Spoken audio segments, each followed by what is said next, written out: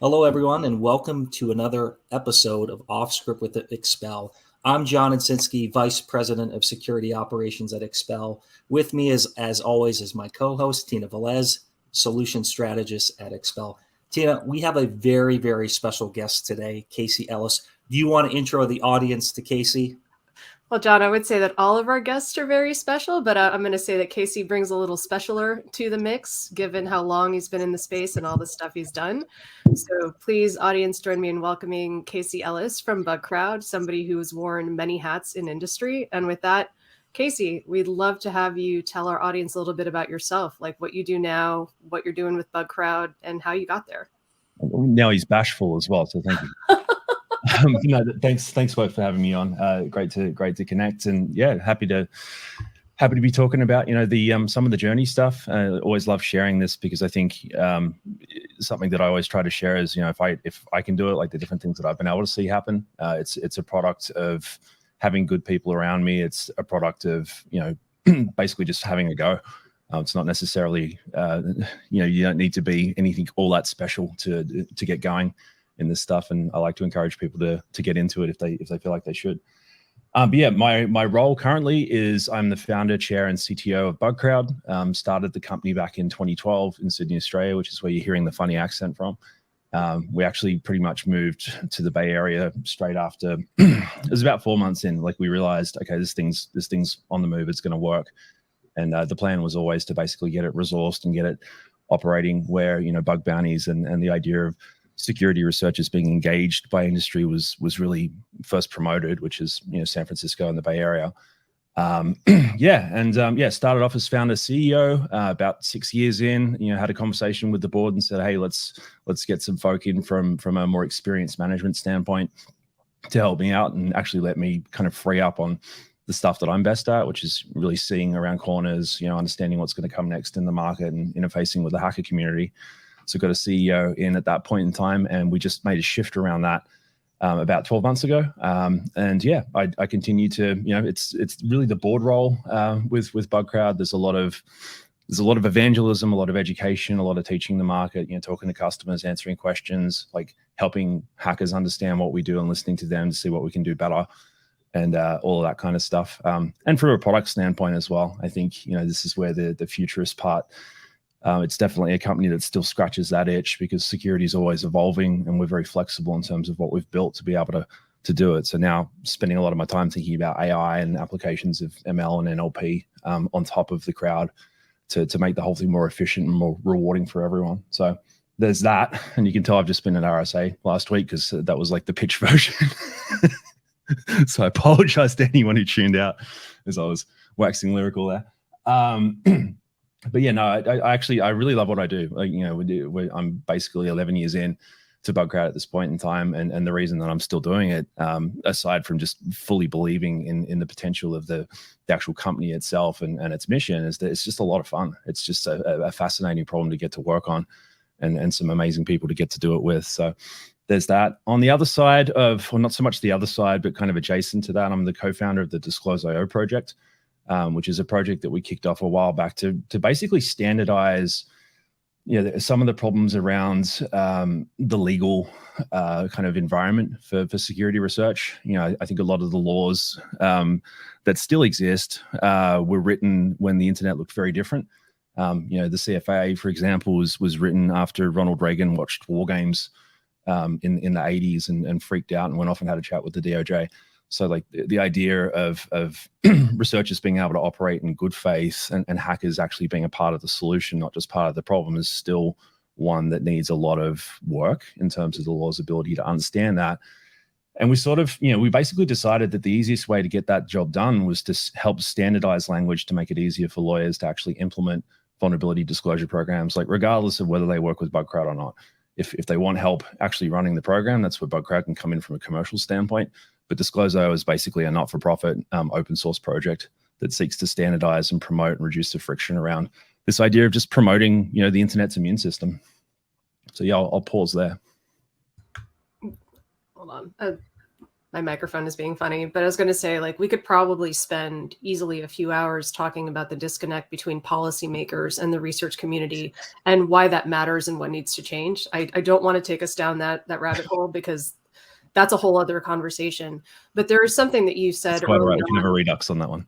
Yeah, like early on when you're talking about kind of where Bugcrowd has gone and the role that you've had there, like you mentioned a lot about looking forward. And so I would say, based on kind of the information that you share back with the community, you were very much a Cassandra type personality who is always looking at what's coming forward. Yeah. But how did you even get to that point, right? So let's go back to Australia. You're starting to think about the concept of bug bounties and why this is important, and interfacing researchers with kind of the commercial space. Like, how did you get to that point?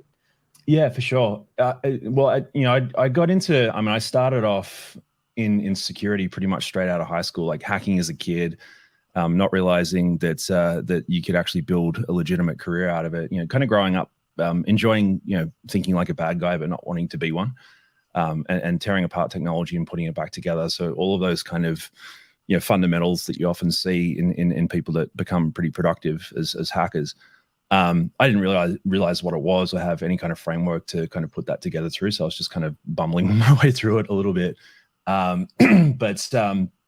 Really straight out of high school, combination of conversations with my parents and actually getting caught up with a guy who was building out a network engineering or a network, like an IT shop. Got an apprenticeship there and then started hacking stuff and realized that pen testing is actually a career that I could pursue pretty much straight out of high school. So that's how I got my start from a career standpoint. And then about 6 years later, I got married. My wife sat me down at one point and said, "Hey, like you computer good, but you people good too. I don't think you realize that not everyone can do both of those things." Because from where I sat, I'm just looking at it like, well, isn't this the way that everyone kind of operates? And I think that sort of ability to bridge technical concepts into things that matter to humans, what I was starting to realize was that was something that I just, I'd practice. I probably did some things to deserve it and earn it and build it and all those different things, but it was just something that I was, basically able to do. So I took her advice and actually got a job out the front of the house from a sales and solution development standpoint in Sydney. Worked on building out a pen test firm, worked on building out an MSSP, did a whole bunch of different things. And that's when I got it in my head that I wanted to be an entrepreneur. So I eventually broke bad from salaried employment. I think that was 2008. Started working on a variety of different things and really, getting to your questions is sort of, I'm trying to give the DNA aspects of how this all came together for the listeners here. But, having grown up in the hacker community, having done a lot of work in pen testing in particular, and then having thought a lot about, just the nature of cyber defense and cyber offense, the problem that I had was just the incredible inefficiency in how human creativity is connected to outsmarting the bad guys on the defender side. And the fact that would actually always be necessary. Like, no matter what we were able to come up with from an automation standpoint, for as long as humans are writing code and for as long as humans are attacking code, it is, at its core, a creative problem. And computers aren't able to solve creative problems in the way that humans can. So how can you engineer human creativity into those gaps, and just make it more efficient? Get a better return on investment to protect the user out of spend on things like pen testing. Like there was a point there where running a pen test shop that was outsourced. I was basically hiring people and paying them for $100 to $200 a day, like marking it up to $1,200 a day, and then white labeling it through third parties that had marked it up to $2,200 to $2,500 a day. And it was really good work that we were doing. But the problem that I had was, like, if that much margin is available in this space and everyone is walking away from this happy, it means someone's missing out, and that someone is probably the user at the end of the day. Like, there's just, these questions aren't getting answered, and we're going to end up, basically behind the 8 ball. And keep in mind, this is I started noodling on it properly, probably about 2010, 2011. This is kind of before anyone really cared about security, I think. So it was one of those things where there wasn't that kind of drive from the bottom up, from consumers to at least make them feel safe. This is prior to all of that. So that's kind of how it got going. And yeah, the pen test company that I was doing, I was actually on a trip down to Melbourne. So I'm a Sydney boy, but I was in Melbourne for work, meeting up with some customers, and Google and Facebook had just started to talk about their bug bounty programs, which I looked at and thought that's a really good way to introduce. It's a good way to connect talent with problems, right? Just not so much bug bounties, but the idea of like crowdsourcing it, having multiple people compete to find issues and be rewarded for success, because it looks a lot like how the bad guys do it, right? So we started talking about it. They all thought it was a good idea. I started asking them, like, what's stopping you? Because if the hackers are at the table ready to go, then theoretically you should only need to stand up a page saying, hey, come hack us and we'll pay you if you do it. And an email inbox. And they all said the same things. It's like, I'm scared. I don't know how to pay someone in Turkmenistan. I don't know how to, overhead the management of listening to the internet all at once, like all of these different things. It was actually on the flight home where the light bulb went off that they had all said the same things, and that there was an opportunity to basically solve those fundamental issues. And it wasn't about bug bounty. It was actually about, really in some ways, I've always thought about this almost as the future of work in large chunks of cybersecurity. So that was kind of the light bulb moment. Actually, if you go to bugcrowd.com, or if you do a who is on bugcrowd.com, you can actually see what day that happened, because the plane landed. Like I thought up a couple of things on the flight, and the name was one of them. Jumped in the car and raced home, because that was pre-in-flight Wi-Fi and getting domains on your cell phone and stuff like that, and just registered the Twitter handle and the domain pretty much straight away, and you can actually see what day that was. That's pretty amazing, Casey. Can you talk to us a little bit about some of the problems and challenges that you're solving for now at Bugcrowd? Like the history, amazing and compelling. Kind of loved the way you framed the initial problem or opportunity you saw in the market. And I really love the fact that you talked about like the people aspect. I think that's like really, really incredibly important. 100%. Can you talk a little bit about, the challenges and opportunities that you see like in the current state or in the future? I'd be kind of curious how you think about that. Yeah, for sure. And I think this will briefly bridge back to the policy piece, but we can avoid that rabbit hole.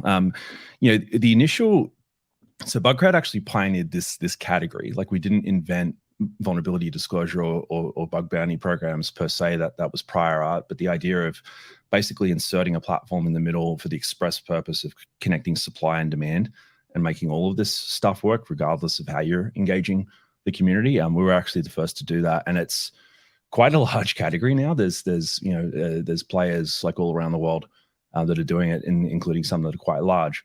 For the ones that were early in that process, the initial problem that we had to solve was convincing the internet that hackers weren't evil. That was like, because it's like, we've got this product that we know works because we're from this community, we actually understand, we're native to it, but everyone else out there thinks that we're basically saying let burglars into your house and see what happens. And they don't actually understand the concept of a locksmith, so we have to teach them that first, right? So that was kind of the first, really 3 or 4 years of work, and that's actually, I think, why this category, or why our space, why Bugcrowd in particular is still seen as a bug bounty platform. Bug bounty was actually what we used to articulate that. We were selling that as a service to customers, but part of the story was, hey, look at Facebook and Google. Like, you might think that they're 10 years into the future, insane kind of thing, but they're very rarely wrong eventually, and they're not crazy in terms of the risks they're taking on behalf of their users, because they're publicly traded. It's full of smart people, so they must be onto something. Like, if you can just look at what they're doing and have a think about why they're doing it, then that's going to help us as Bugcrowd tell this story of hackers not being inherently evil, right?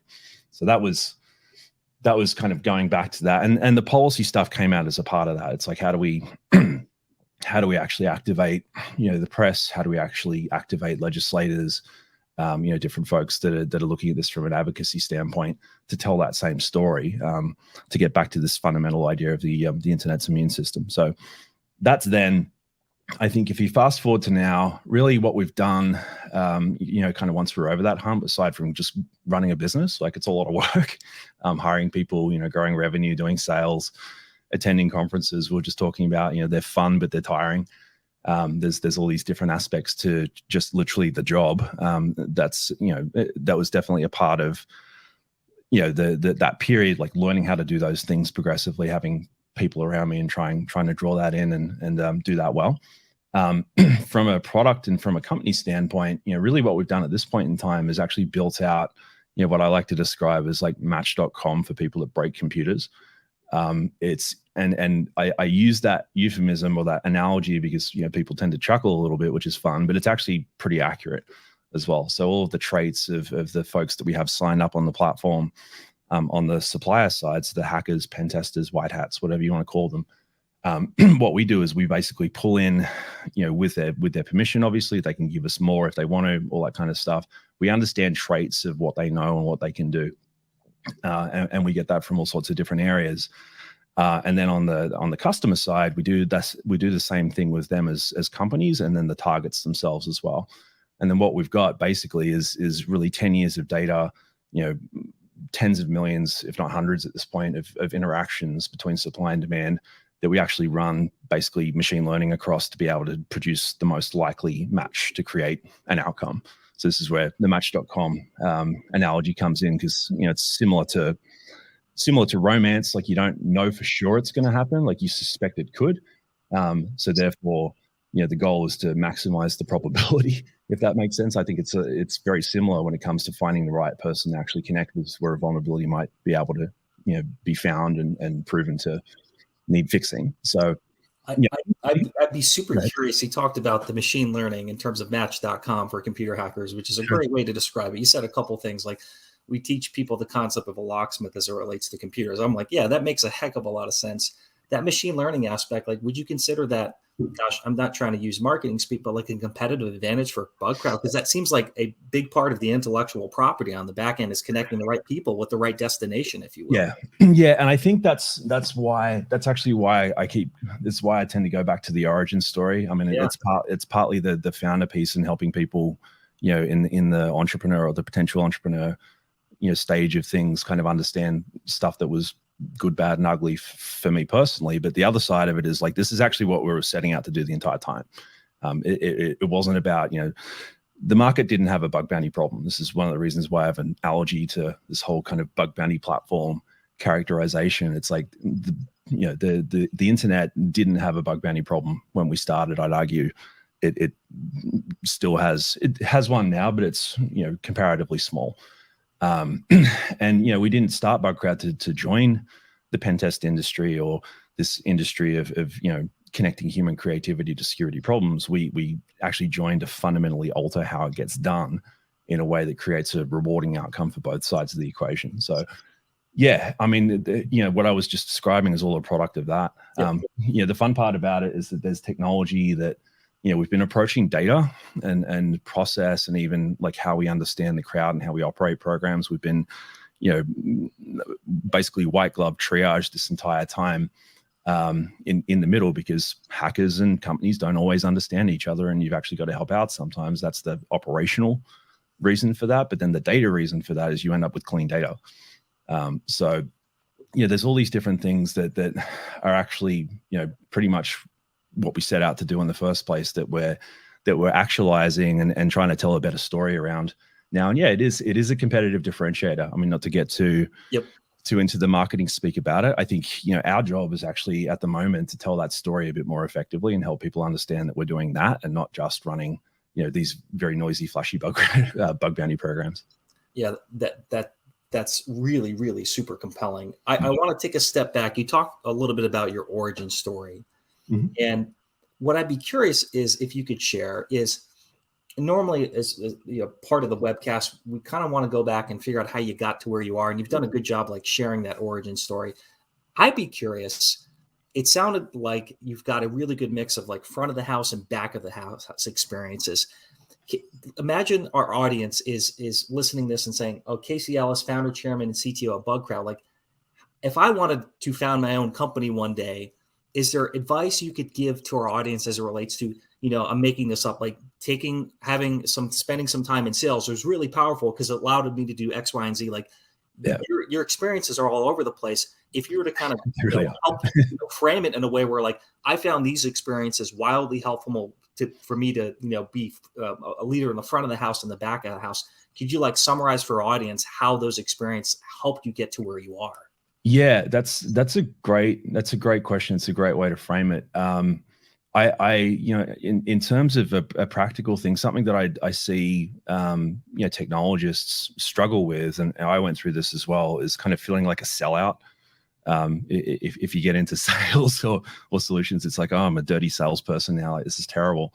And, let's be real, like the salespeople know that that's happening and the technologists know that it's happening as well. So I'm just going to be straight about the fact that is a thing. There's a disconnect between the way that people that are trying to solve a solution in a perfect way and people that are trying to connect that solution with where the problem might exist out in market think. But if you don't connect that pipeline all together, then the problem doesn't get solved. Do you know what I mean? I think that was actually what I learned. I didn't set out to learn that. I kind of learned that in reverse from my own experience. But you can probably hear it. Like that's something that I've given a lot of thought. Like that whole idea of basically, I think on the product, on the technology and the product side, you've got basically latent potential, and then creating an engine to connect it to unmet demand. But then you've got you've got marketing, which is like being able to articulate what the problem is that you're solving and the fact that there is potential for a solution that you have. And then sales is basically convincing someone to accept your solution. And when you think about that, like we all do, the irony of it on the technologist side is that we're all in sales. And you hear salespeople say that, and I think sometimes it gets a bit lost because technologists interpret that as, oh, we're all out trying to part people with their cash. Sometimes they mean that, but I think like if you double click on that a little bit, it's like anytime you're persuading someone to do anything or convince them that anything that you think is a good idea is a good idea that they should adopt as well, that's a sale. That's literally a sale. That's to me the essence of sales itself. And marketing is actually drawing them or convincing them to have that conversation in the first place. So you can sort of see, like, I think that was how I, actually going through the kind of some of the discomfort of transitioning into actually learning that stuff. I never set out to learn it, to be honest. Like I always sort of saw myself as an inventor and a technologist and a bit of a rascal, not as a business person. I had a different picture in my head of what that was, and it kind of actually stopped me from pursuing it deliberately. But I think putting yourself through that discomfort in whatever way it means for you as an entrepreneur is really important, because no one gets a pass. If you're a founder on a thing and it starts working, then you're going to be in sales. Like you're actually going to be out there talking to people and convincing them to do what you do. And like, if you really aren't comfortable with it, or if you're really bad at it, then at that point in time, that's when you bring people around you that can actually fill those gaps. And that's how you start to build a team. But you're ultimately going to be the chief salesperson for whatever it is you're doing. So, boning up on that, I think is a pretty good idea. Did you struggle with that at first, or is it something that came natural? Because, you said something earlier which really resonated. I don't know if we caught it. It's like there's a lot of people in security that are introverted that care a lot about people. Like, and I think that's really true. I really do. With that being said, is that something you had to learn and get better at, where it's like, listen, okay, I understand what marketing is. Connect me with people that are actually trying to solve the problem we solve. And selling is about, showing them how we solve that problem. Is that something you had to develop skills, or it's like, listen, I'm to the comment you made earlier regarding, your wife's coaching and mentoring, like shout out to all the significant others and partners. Yeah. Like, or is it something you already were naturally good at? Basically, did you have to develop those skills and refine them, or is this something you struggled with at the get-go? I mean, development and refinement. Yeah. Keeping in mind that this is all, that kind of story arc that I shared at the start, that's over the space of, what is it now, 24 years in the industry. So yeah, I sucked and now I'm better at it. Because if that wasn't true, then I'd actually be kind of worried about, my own kind of appetite for personal development and learning and all those different things. So I'm trying to pass out that question before I answer a little bit and stalling for time here. I think that the part in hindsight that I was actually kind of naturally good at, and this is partly a product of upbringing as well. Like my father was a science teacher who actually moved across into media, developed a media curriculum in Australia, and I was a part of basically a television show that he ran on Australian TV for a couple of years as a teenager, for example. This is another kind of random fact on my resume. Like, I've played drums in bands since I was 13 or 14 years old. So this idea of, like, you know, basically communication, like, some of it's performative, but I actually look at all of it as communication. You're trying to get something done. And if it doesn't come across, if you don't communicate properly, then the thing doesn't get done. I learned that pretty young. And I think that was something that I had, you know, available from a DNA standpoint as well. To your question about what was hard, I actually do think the closing part was something that I had to learn. You know, that was quite a bit more difficult. Like, Bugcrowd got into a startup accelerator called StartMate, which I think is about the most Australian name you could come up with for anything ever, because it's got the R that people trip over, and it's got mate in there, but by the by. And a lot of what I learned early on in that process was really like pitching to a close. So it's not just, hey, I'm going to talk to you about, you know, the problem that you've got. Like, I think people in security are very good at that. We can articulate, you know, we have to use, I mean, we're basically metaphors as a service, because what we do is so confusing. You've got to distill it back to principles that people understand. I think we actually, in general, I've had a lot of practice at that, but I see most people as actually being pretty good at that if they've been in this space for any amount of time.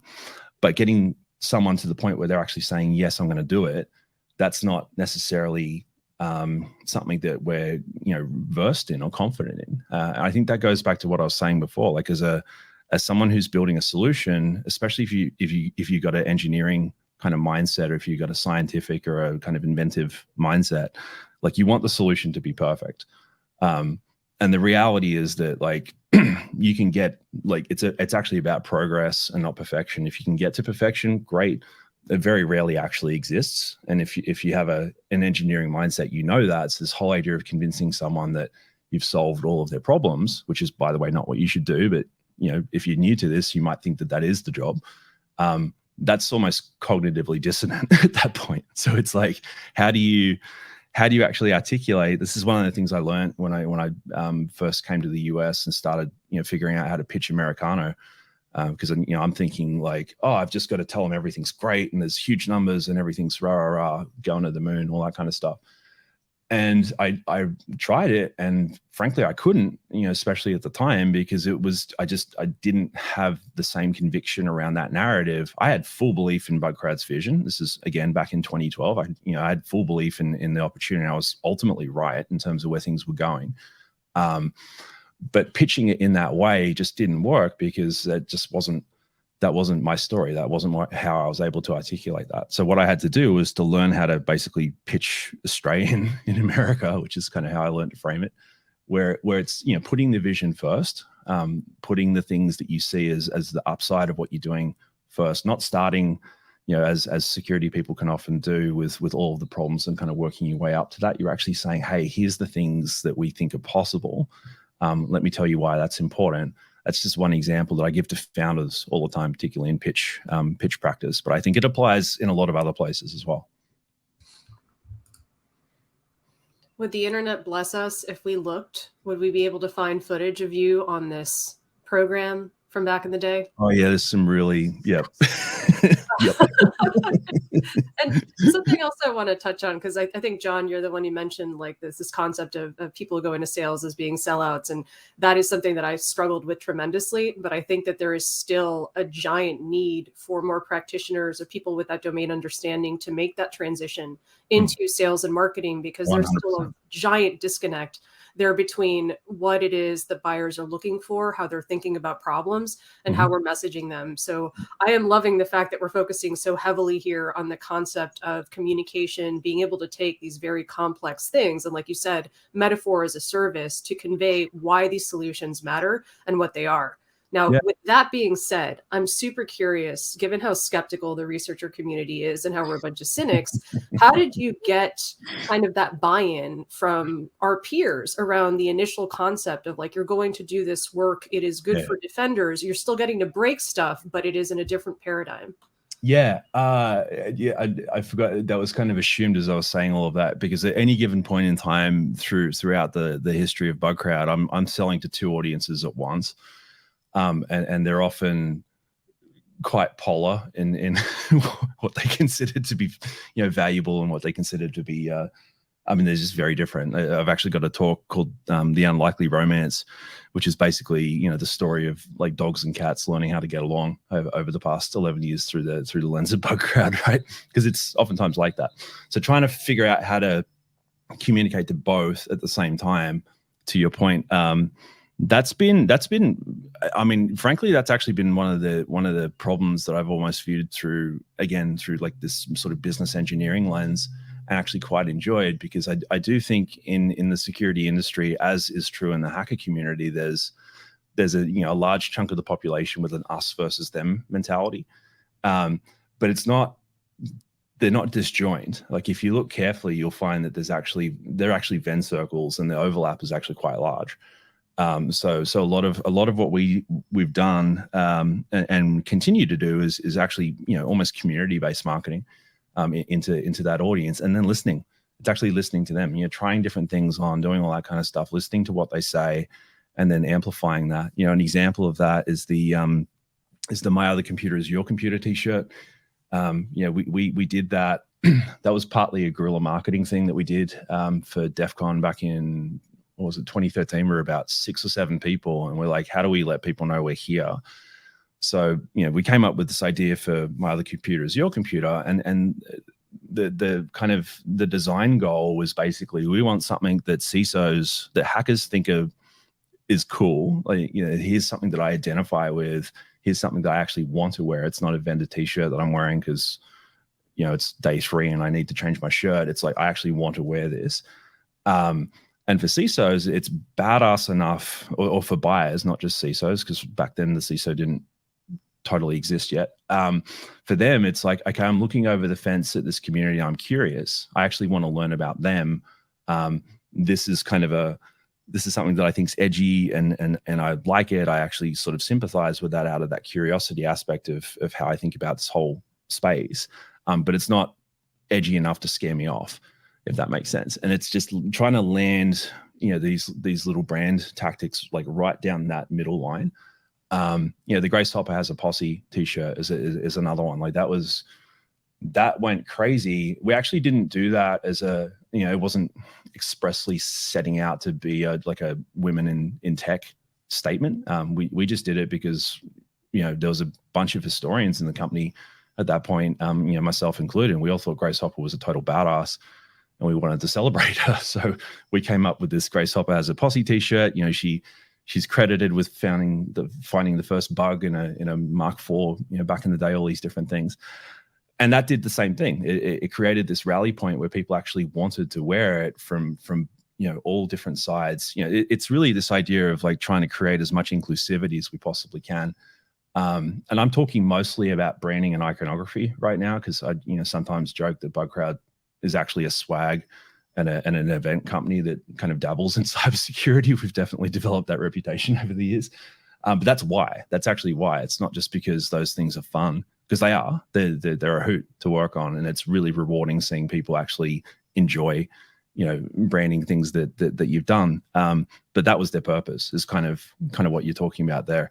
How do you convince? How do you market to ultimately, the hacker community? And my answer there is, we're trying to do that at the same time as marketing to the buyer community as well, because ultimately that's what we're doing as a company. We're trying to bring those two things together so they can transact value. The sticker game that you all have had though over the years has been pretty sick. Like I'm thinking back to some of the early stuff I had slapped on a suitcase, and I don't remember the exact one, but it was like an old timey kind of style. I'm totally blanking on.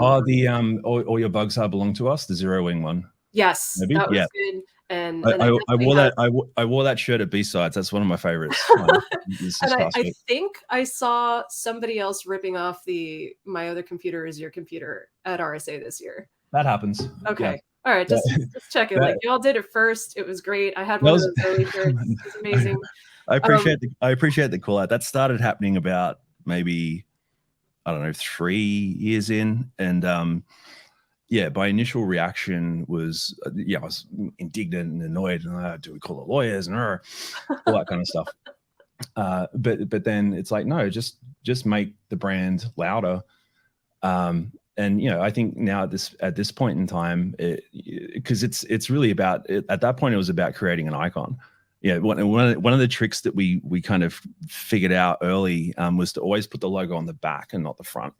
So you're not giving a shirt to someone to promote you, but if you do the part that they want to identify with and actually have as a part of their identity on the front, then you get to be on the back of that. Just little stuff like that where I think we got tied in with those kind of images and icons in a way that, the people that actually know about it are the ones who matter most to us, which means if someone rips it off, like, have fun. It's fine.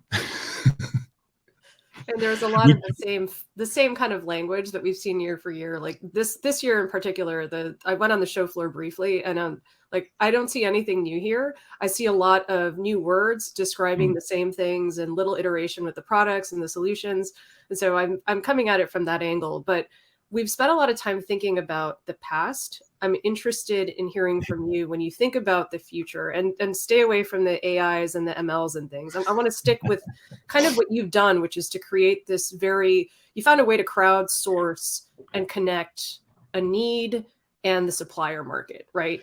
What does that look like moving forward as we see more organizations embracing bug bounty programs, working with providers like Bugcrowd? What does that look like? Yeah, for sure. I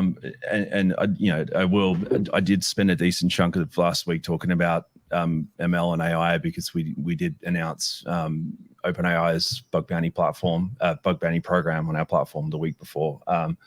But I'll leave it there, because I think everyone's kind of buzzworded out on that stuff. There's a ton of, I'll actually go with your request there and not go into it, but there's a ton of stuff that, I ultimately do see this. It's like the Iron Man suit is a metaphor I often use. Like, the suit without the human is dumber than it could be, and the human without the suit is weaker than they could be. And if you put them together, all of a sudden, some pretty amazing things happen. So I think this interface between human creativity and technology is a lever. That's just been a recipe that I've sort of applied to this in terms of what I'm working on at any given point in time, but also where the future is going to kind of go as well.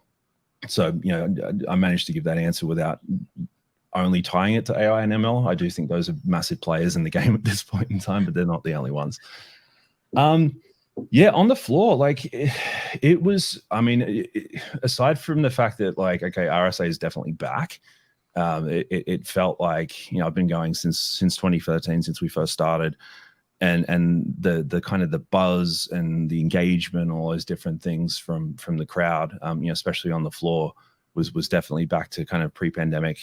It's sort of pre-pandemic self in some ways. I think it felt to me like it was a lot more energetic than even 2020, and I think that's because the last 3 years a couple of things have happened. Like, basically the entire industry, as well as basically the entire planet, has spent a lot of time thinking about risk and downside, and that wasn't true in 2020. We just come out of a bull market, or we were just about to come out of a bull market, and in that kind of environment, everyone thinks that everything's always going to be fine. So if you're having a conversation with them about security, like the initial reaction is, nah, like, persuade me, right? I think between COVID, the kind of the macroeconomic and macro kind of political stuff that's happened over the past 3 years, but then the fact that, like, in cyberland, the bad guys have been incredibly active, and it's been an incredibly evolutionary period just from a technology standpoint. Like, you think about all of the code that got deployed when bricks and mortar businesses got shut down for the first time in 2020, and then the sudden realization that we forgot security in the process that happened around the back of that year, and continues to haunt us today, right? These are all kind of evolutionary step function shifts in thinking, in how I sort of think the internet behaves in general. I do tend to apply system thinking to most things. You're probably hearing it. It's either an organism or some sort of thermodynamic principle, whatever. Try to reduce it back to that. But to me, it's just where are the flows of where are the flows of incentive? Where are things going to go if you like connect the dots and kind of extrapolate out, the lines that you can create between those dots, where they cross over. And then from an entrepreneurship and a product standpoint, can you actually make a move to execute that shift, just before? Really, it's not, you don't want to do it right on, and you don't want to do it late. But you're trying to sort of figure out when things are going to shift next and jump into that. And I've completely lost track of. I just wandered all the way away from your question. It's totally okay. And it's not like I was trying to shut down any mention of the AI or the MLs, because no. There's a lot there in terms of how we operate as well. It's you have the opportunity now to have a wealth of data at your fingertips. Like you were talking earlier about being able to think through data sets based on how Bugcrowd's been operating and getting to a place where you can create essentially the perfect model to match client need with the right researcher. Like, yeah, we for think sure. of things like that as well, right? Using the tech to enable creativity on the human side. Like, so I've seen Jon nodding vigorously every time, like you use the word creative and tech together, like same place as we're thinking about stuff. But I was thinking like more broadly, like you've touched a lot on kind of this ongoing need to inform and communicate and have a mutual understanding between business people and security people. If there's one thing that you could impart to our audience, and this can be a complete wish list or like, this is the way I handle this, how do you bridge those worlds? Learn how to articulate risk. Because the business doesn't understand security. It does understand risk. That's pretty right. Yeah. That's pretty much how I'd sum it up. And like implied in that answer is that security practitioners often don't understand the difference between security and risk. We talk about a vulnerability as a risk. This is where the bar fight risk taxonomy came from, just like frustration with just really the fact that we've actually, as an industry, myself included, got a long way to go in terms of being able to actually help.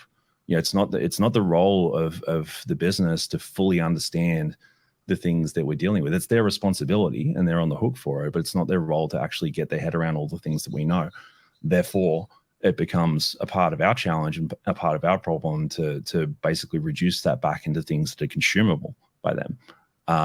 I think going back to your question before around how this stuff applies into the future, I do think vulnerability disclosure, adoption, just as a core kind of corporate social responsibility expectation of being on the internet, that's being reflected in policy and mandates that are coming out now. But I think the other thing that's shifted that we just sort of touched on is that the consumer is starting to ask questions. They're at a point where they're seeing their digital world as an extension of their physical world, and therefore safety becomes something that they're concerned about. So, this idea of basically saying, "Hey, it's neighborhood watch for the internet," that was a tactic that we used alongside the Capitol and CISA ahead of the 2020 elections, knowing some of the information warfare and some of the disinformation opportunities that this particular problem would create around, the integrity of elections in the US, right?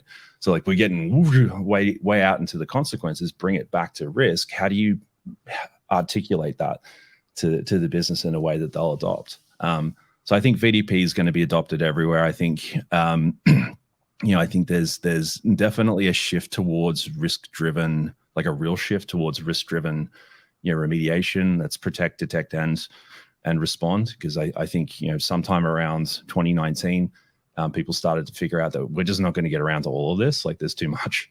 I think prior to that, most of the solutions were focused on trying to enumerate absolutely everything and fix the entire lot, and then we realized that was impractical. So I think using the crowd and using humans' ability, like the creative ability to actually think like an adversary would think if they were motivated by an outcome, and using that to actually kind of reverse out where risk should be kind of prioritized and how it should be thought about. I think seeing a lot of what Bugcrowd already does, viewed more through that lens by the business. Obviously, we've built a bunch of stuff to help with that, but I think that's how the perception of what we do is potentially going to shift over the next period of time, which would be good. And I'd love to have you on for another conversation just about risk and how that is discussed, how that has evolved on the business side, because that is an area that is fascinating to me. And I think COVID showed us a lot of organizations having no concept of it when they're like, oh crap, we need to go from on-prem to throw everything in the cloud because everyone's working at home. And security was never considered in the process. Yep. And now they're still paying for the technical and process debt that resulted from that. But 100%. it's neither here nor there. Jon, I realize I've been asking a lot of questions and we've let Casey tell us all this awesome stuff, but I feel like I should turn it over to you. No, Casey, I just wanted to kind of circle back to one thing. Tina touched a little bit about, we definitely should have a follow-up discussion on risk. You made a comment. It's, how do you communicate to both organizations and the hacking community? I think you said you got to speak the language of risk. Security is the process of maintaining an acceptable level of risk. It's a process. There's no end state, but what's your 30-second elevator pitch for somebody out there in the audience? Like, Casey, what did you mean by that? Give me the answers, man. What does that sound like in terms of how to speak risk? Yeah, no, for sure. I love that. So the analogy I'll usually use to explain that, or to try to get people into the place where they're thinking about it, is the idea of, how tall do you need your fence to be? If you've got something and you need to build a fence around it, how tall does that fence need to be? Because the answer to that depends on what you're protecting. It depends on, who you're expecting. And it depends on the consequences of the failure of that fence, right? So if you're talking about, a soccer pitch or a football pitch, right? You're not going to build an 11-foot razor wire fence with a DMZ and watchtowers around that, because that's silly. You're ultimately trying to deter a casual, attacker, quote unquote, someone who's wandering onto that field to, have a party with their friends in the middle of the night, or whatever it might be that you're trying to kind of threat model against, right? On the flip side, you're not going to protect Fort Knox with that soccer pitch fence, because a motivated adversary is just going to jump straight over it and get their job done. So just trying to bring up, I clunked that one up a little bit, but another version of it would be you don't keep your wallet when you're at home inside a bank vault, because that's stupid. A bank vault's expensive. It's going to be a pain in the ass to get your wallet in and out. If you running to grab bread and milk, you've got to spend 10 minutes to unlock the damn thing, get out the door, all of that different stuff. That's an example of, what I often try to do is actually use examples in the opposite direction of how people are thinking about it, because security folk are often talking about, no, we need to catastrophize this because we don't think people are paying attention. Folk get numb to that message pretty quickly, and when you start to try to insert kind of rational thinking on top of it, you've almost poisoned that a little bit by all the Chicken Little stuff.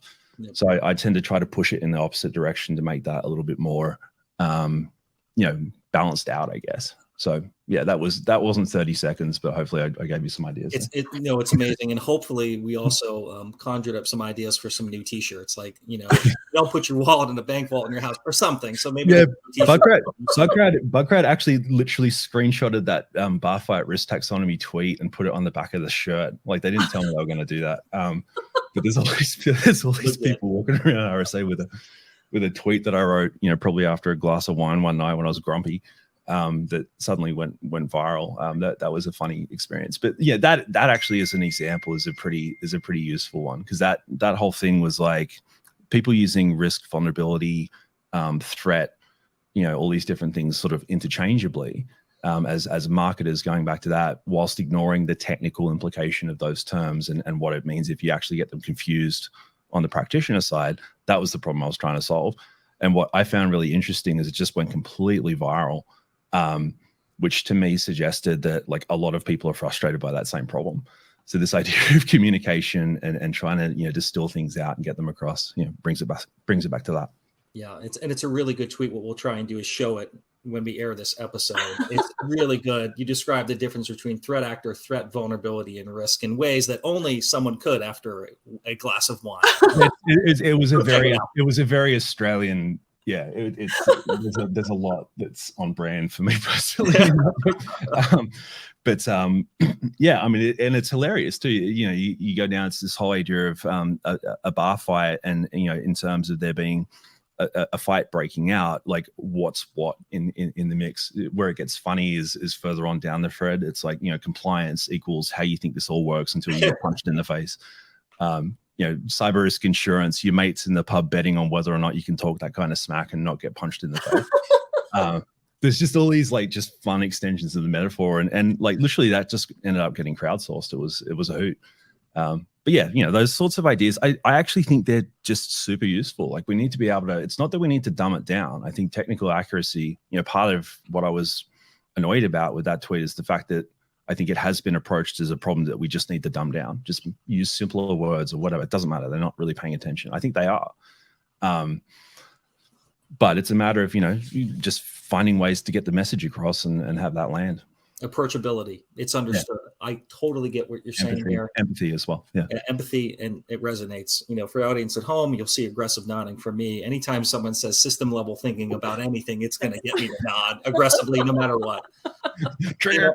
Yeah. If you want to ask, what Casey's listening to these days, and we can round out the episode. Yeah, sure. But before I do that, Casey, one thing that this whole like conversation has got me thinking about, and it's something that I've been yelling about for a while, is that there is a game of semantics that we still haven't really figured out well in the space. Like you can ask somebody what threat hunting is, and you can get 4 different answers. 100%. And it's like, that puts vendors, it puts buyers, it puts the community in this really weird space, because it's like we're all talking about the same thing, or so we think, until we sit down and start tearing it apart. Yeah. And so getting to a place where we're able to use metaphors to make sure that there is that shared understanding and that we're all literally speaking the same language would be amazing. But I think we still have a ways to go. Yeah. Anyway. It's a lofty goal, but I think it's a good direction to. Yeah, and I think it's like, back to the whole communication thing. Like that's where that stuff would really come out. We're going to switch gears entirely now, because I can count on one hand how many people know this band, but I have to ask this question. So why are the Presets one of the greatest bands out of Australia that nobody's ever heard of? The last part, I'm honestly not sure about the last part. Not in the States. Yeah, I think some Aussie bands. I mean, Australia's got a lot. I'm obviously biased, but I think there's some pretty incredible Australian music, and I think whether or not it's known in North America in particular, really. Just the Presets, not Australian music, because Nick Cave is also Australian. He's one of my favorites, but I think you probably marketed more aggressively into North America. That's where I was going with that. Just to be honest. No, they are phenomenal. Like my people, that's actually like at the top of my most listened to Spotify in I think it was 21. We're actually stuck in Australia on account of COVID, and I was missing out on DEF CON and feeling a bit mopey about it. And I was just blasting that to make myself feel happy. To be honest, it was nice. Like it was actually really cool. It was kind of sad not to be there, but there was, they've just got really cool tunes. Like some of this, yeah. Anyway, I could rant about those guys for a long time. Big beats, like it's dancey. It's got that grungy thing to it that they bring through it. I think for people my age, in particular, like in my kind of crossover Oregon Trail generation, it kind of fuses absolutely everything that we just have grown up with and kind of love. So yeah, that's why I think they're pretty great. I think we'll have to include a link to a few of their videos when we drop this episode as well. 100%. But thank you for entertaining that specific question. Before we wrap up, thank you so much for joining us today. How can our audience find you? I mean, they've heard Bugcrowd now mentioned a gazillion times, but should you drop the Twitter, LinkedIn? What's the best way for our audience to kind of find you out on that internet that we're all spending time on? Out on those internets. So yeah, so I'm still most active on Twitter. My handle is Casey Jon Ellis. That's CASEYJOHNELLIS. And apologies for the lack of creativity in the handle there. I promised I had a cooler one as a kid. LinkedIn as well, for folks who want to reach out and have a conversation on that level. Bugcrowd is at bugcrowd.com. Disclose.io is at disclose.io. Awesome. Well, thank you again for joining us. I hope our audience appreciated this conversation. I know I did. John and I are over here doing a lot of nodding. Like we said, anytime you say systems level thinking, you're going to both of us, yes. So thank you again. I really appreciate it. And to our audience, I hope you enjoyed this episode and stay tuned for the next one. Thank you very much. All right, now we do the wave. Bye. Okay. Ta-da. We did the thing.